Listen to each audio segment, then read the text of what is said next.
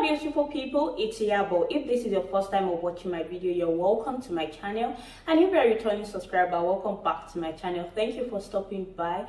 In today's video, I'm going to be telling you guys how ancient Africans were able to keep track of time back in the day. Right now we have watch, we have a wall clock, but back then what were they using?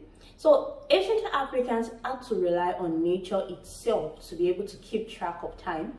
And in today's video, I'm going to be listing out some of the instruments that were built, that were constructed in order to be able to tell time and keep track of time during the day and even at night. First instrument I'm going to be talking about is sundial. Sundial uses sun position in the sky to keep track of time. On the dial, there's a slanted and pointed rod called the nodus, and as the sun moves, it casts shadow on the dial.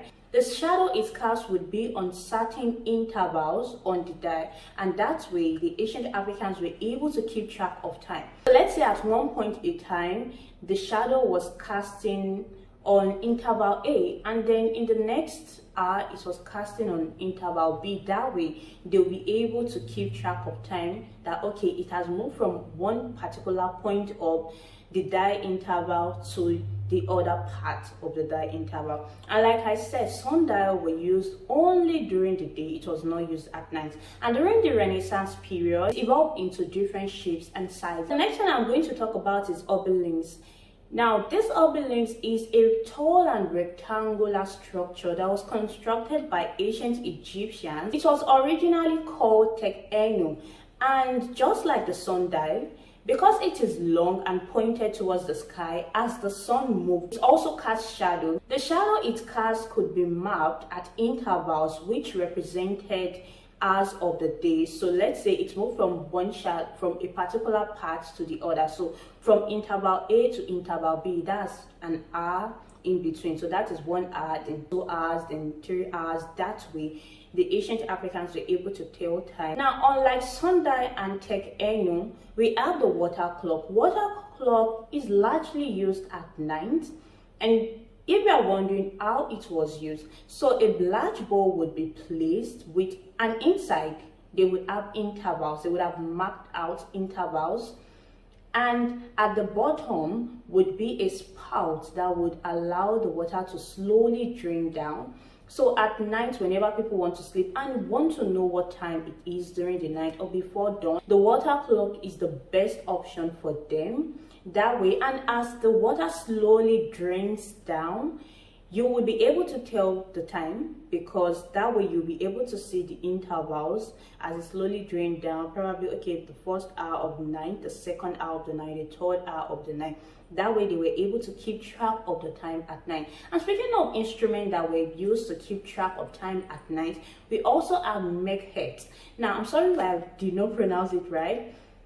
Megha was also used to keep track of time at night, and unlike the water clock that could be used inside, you have to use a particular instrument. Megha was also constructed by ancient Egyptians, and it was used to keep track of time at night by just tracking the alignment and visibilities of the stars in the sky using there's a particular sighting tool in the Megha, so people can just look into it and focus on a particular star. That way you'll be able to keep track of time. But Megha, unlike water clock and unlike the sundial, could not just be used by anyone. It was only used by people that had deep knowledge and understanding of how to use this instrument. Just like water clock, we also have sand clock, which can also be called hourglass. It's made up of 2 round glass bulbs. In between it is a narrow glass. So the narrow glass is more or less like the neck in between the 2 round bulbs. So in one glass bulb, sands would be put inside of it. And then when turned upside down, you would see that the sand will slowly fall into the lower part of the glass bulb.